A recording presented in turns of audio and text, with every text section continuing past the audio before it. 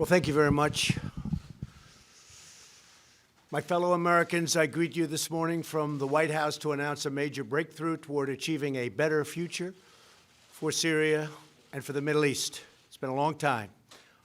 Over the last 5 days, you have seen that a ceasefire that we established along Syria's border has held, and it's held very well, beyond most expectations. Early this morning, the government of Turkey informed my administration that they would be stopping combat and their offensive in Syria and making the ceasefire permanent, and it will indeed be permanent. However, you would also define the word permanent in that part of the world as somewhat questionable. We all understand that, but I do believe it will be permanent.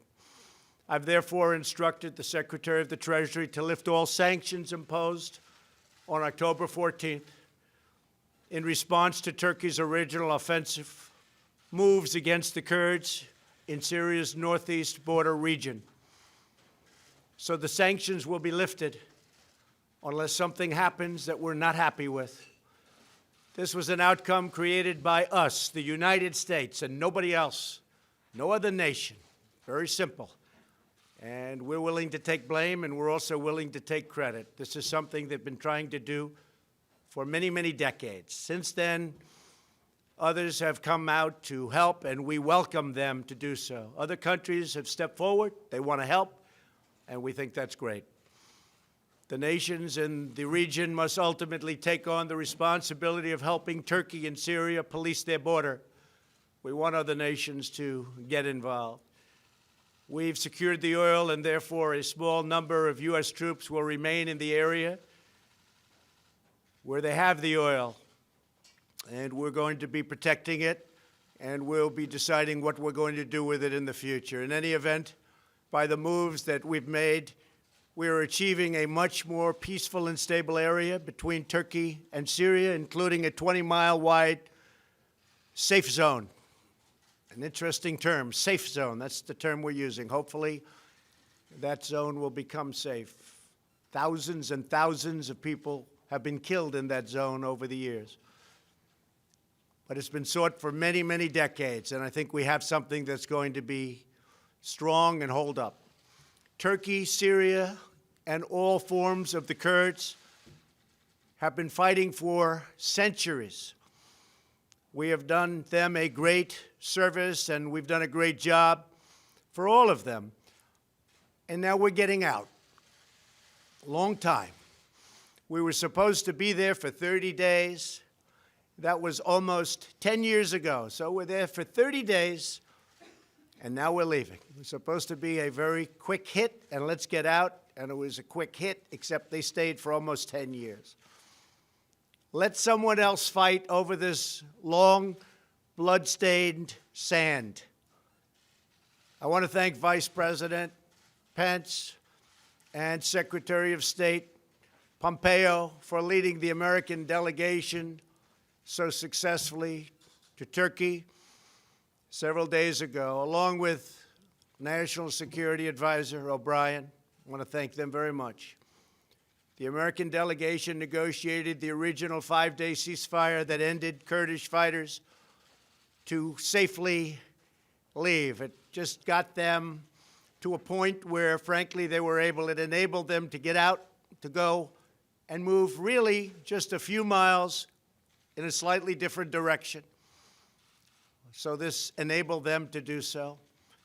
Countless lives are now being saved as a result of our negotiation with Turkey, an outcome reached without spilling one drop of American blood. No injuries, nobody shot, nobody killed.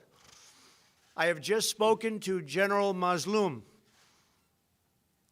a wonderful man, the commander-in-chief of the SDF Kurds, and he was extremely thankful for what the United States has done. Could not have been more thankful. General Mazloum has assured me that ISIS is under very, very strict lock and key, and the detention facilities are being strongly maintained.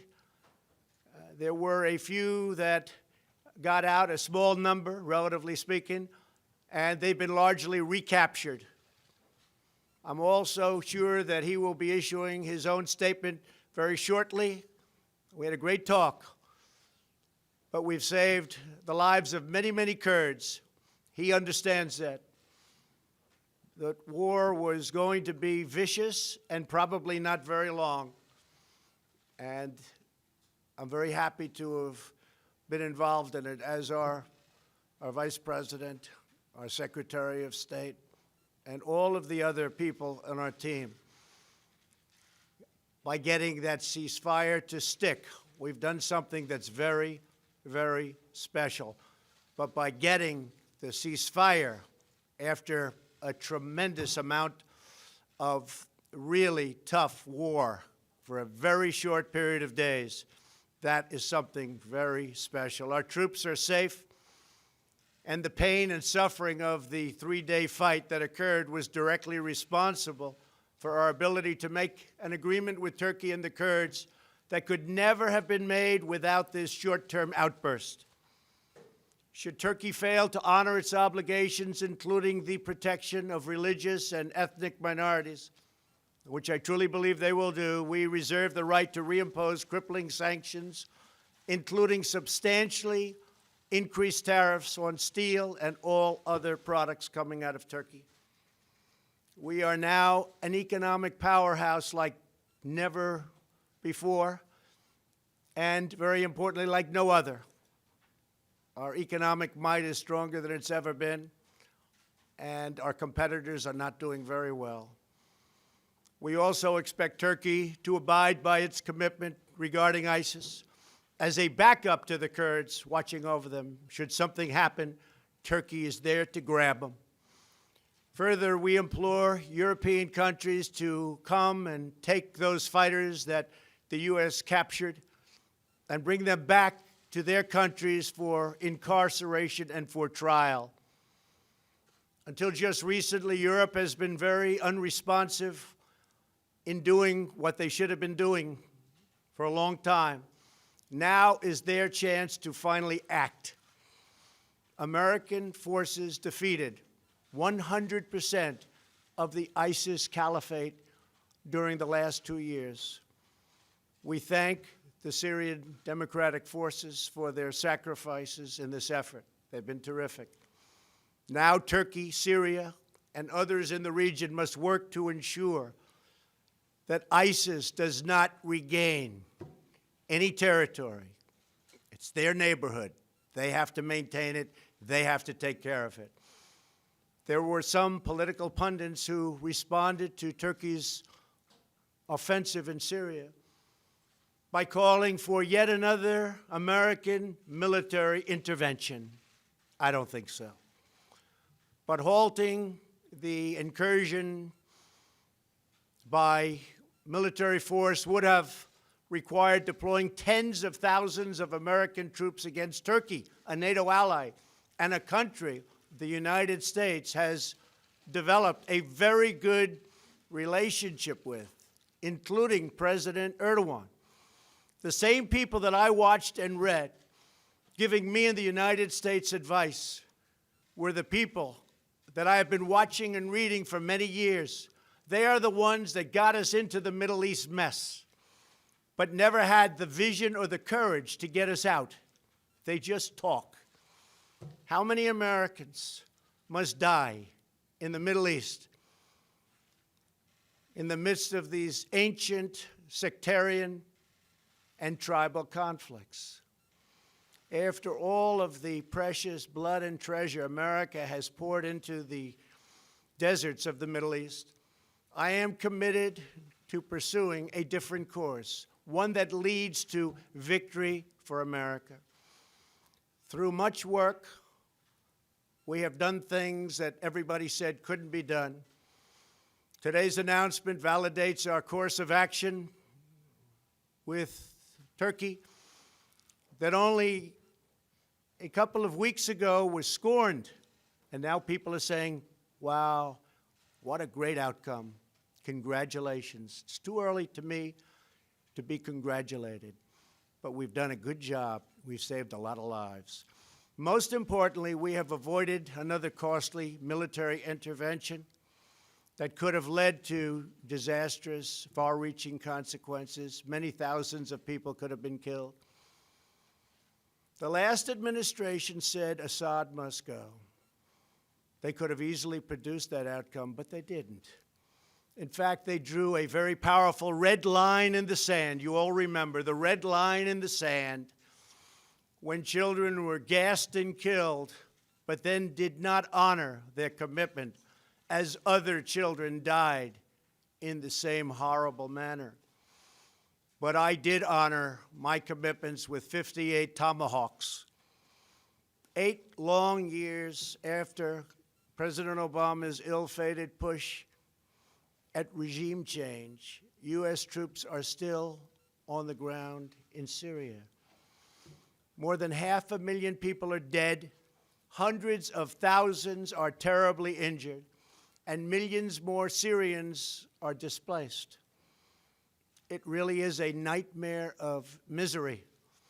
Across the Middle East, we have seen anguish on a colossal scale. We have spent $8 trillion on wars in the Middle East, never really wanting to win those wars.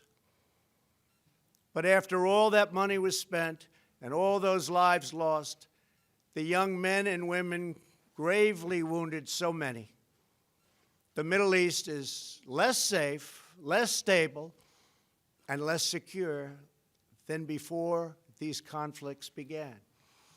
The same people pushing for these wars are often the ones demanding America open its doors to unlimited migration from war-torn regions, importing the terrorism and the threat of terrorism right to our own shores. But not anymore.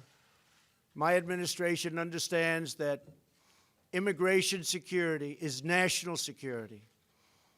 As a candidate for president, I made clear that we needed a new approach to American foreign policy, one guided not by ideology, but by experience, history, and a realistic understanding of the world. We are building up America's military might like never before, investing $2.5 trillion since my election. But we will not be depleted. We will not happen again. It will not be allowed to happen again, where our military is depleted, fighting in areas of the world where we shouldn't be. When we commit American troops to battle, we must do so only when a vital national interest is at stake. And when we have a clear objective, a plan for victory, and a path out of conflict, that's what we have to have. We need a plan of victory. We will only win. Our whole basis has to be the right plan, and then we will only win. Nobody can beat us. Nobody can beat us. I want to again thank everyone on the American team who helped achieve the ceasefire in Syria, saved so many lives, along with President Erdogan of Turkey, a man I've gotten to know very well, and a man who loves his country.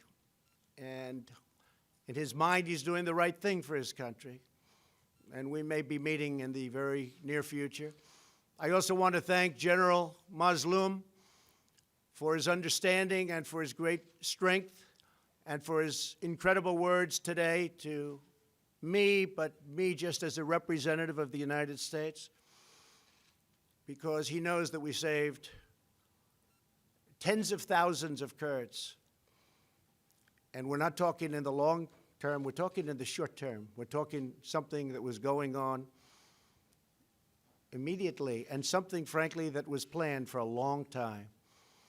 The job of our military is not to police the world. Other nations must step up and do their fair share. That hasn't taken place. Today's breakthrough is a critical step in that direction. Thank you all very much, and God bless America. Thank you. Thank you.